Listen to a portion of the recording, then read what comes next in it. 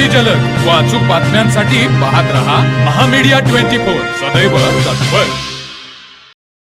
कोल्हापूर ते इचलकरंजी मार्गावर साजणी हद्दीत उसाच्या शेतालगत एका अज्ञात पुरुषाचा मृतदेह आढळून आल्याची घटना समोर आली। या घटनेमुळे परिसरात एकच खळबळ उडाली आहे। मिळालेल्या माहितीनुसार अमोल विठ्ठल पाटील यांच्या उसाच्या शेताजवळ रस्त्याकडेला हा मृतदेह आढळून आला। मृत व्यक्तीचा अंदाजे वय 40 ते 50 असून अंगात क्रीम रंगाचा विना कॉलर टी शर्ट व काळपट रंगाची फुल पॅन्ट परिधान केली आहे। उंची साधारण 5 फूट, रंग सावळा, चेहरा उभट, केस बारीक असून उजव्या हातात काळा व भगव्या रंगाचा दोरा असल्याचं निदर्शनास आलं।